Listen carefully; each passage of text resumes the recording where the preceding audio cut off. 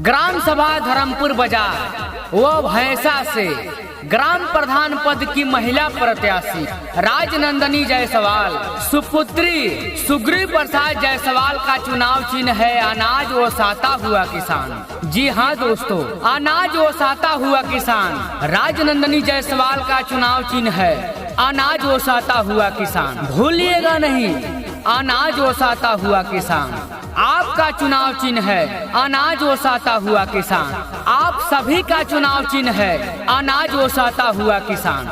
राजनंदनी जायसवाल सुपुत्री सुग्रीव प्रसाद जायसवाल का चुनाव चिन्ह है अनाज व साता हुआ किसान। अनाज व साता हुआ किसान, अनाज व साता हुआ किसान। सभी भाइयों का चुनाव चिन्ह है अनाज व साता हुआ किसान। सभी माता बहनों का चुनाव चिन्ह है अनाज व साता हुआ किसान। सभी ग्रामवासियों का चुनाव चिन्ह है अनाज व साता हुआ किसान। सभी बुजुर्गों का चुनाव चिन्ह है अनाज व साता हुआ किसान। सभी छोटे बड़े भाई का चुनाव चिन्ह है अनाज व साता हुआ किसान। आने वाले 19 तारीख को अनाज व साता हुआ किसान पर मोहर लगाकर भारी से भारी मतों से विजयी बनाएं। अनाज व साता हुआ किसान पर मोहर लगाएं और अपने राजनंदनी जायसवाल को भारी से भारी मतों से विजयी बनाएं और अपने गांव का विकास कराएं। राजनंदनी जायसवाल जिंदाबाद, जिंदाबाद जिंदाबाद। सुग्रीव प्रसाद जायसवाल जिंदाबाद, जिंदाबाद जिंदाबाद। जन जन का साथ निभाने की कसम जिन्होंने खाई, जन जन का साथ निभाने की कसम जिन्होंने खाई, है सच्चे जन सेवक गरीबों के सहाई। जीत वाला झंडा लहराना है, राजनंदनी को जिताना है। जीत वाला झंडा लहराना है, राजनंदनी को जिताना है। जी हाँ दोस्तों, सबसे कर्मठ जुझारू और सबसे संघर्षशील प्रत्याशी राजनंदनी जायसवाल का चुनाव चिन्ह है अनाज व साता हुआ किसान। सभी भाइयों का चुनाव चिन्ह है अनाज व साता हुआ किसान। सभी माता बहनों का चुनाव चिन्ह है अनाज व साता हुआ किसान। सभी ग्रामवासियों का चुनाव चिन्ह है अनाज व साता हुआ किसान। सभी बुजुर्गों का चुनाव चिन्ह है अनाज व साता हुआ किसान। सभी छोटे बड़े भाई का चुनाव चिन्ह है अनाज व साता हुआ किसान।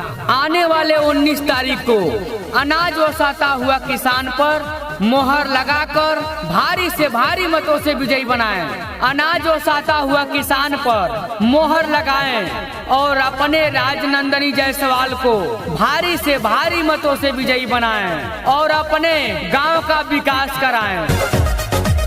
ग्राम प्रधान के राजनंदनी उम्मीदवार है, कर्मठ जुझारू प्रत्याशी दमदार है।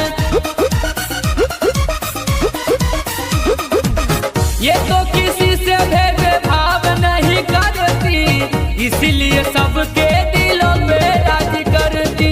दे करके इस बार वोट राजनंदनी को जिताना, अनाज व साता किसान पर मोहर है लगाना।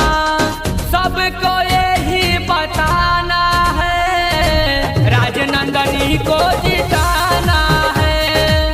जीत वाला झंडा लहराना है, राजनंदनी को जिताना है। जी हाँ दोस्तों, सबसे कर्मठ जुझारू और सबसे संघर्षशील प्रत्याशी राजनंदनी जायसवाल का चुनाव चिन्ह है अनाज व साता हुआ किसान। सभी भाइयों का चुनाव चिन्ह है अनाज व साता हुआ किसान। सभी माता बहनों का चुनाव चिन्ह है अनाज व साता हुआ किसान। सभी ग्रामवासियों का चुनाव चिन्ह है अनाज व साता हुआ किसान। सभी बुजुर्गों का चुनाव चिन्ह है अनाज व साता हुआ किसान। सभी छोटे बड़े भाई का चुनाव चिन्ह है अनाज व साता हुआ किसान। आने वाले 19 तारीख को अनाज व साता हुआ किसान पर मोहर लगाकर भारी से भारी मतों से विजयी बनाएं।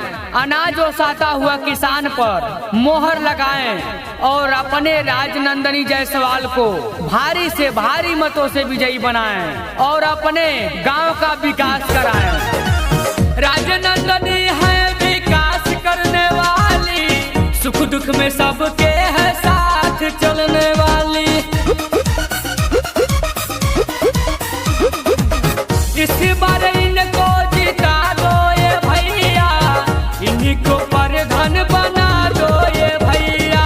जन जन की आवाज बनी है सबके दिलों पे छाई, लड़ने ग्राम प्रधान ये भैया राजनंदनी आई।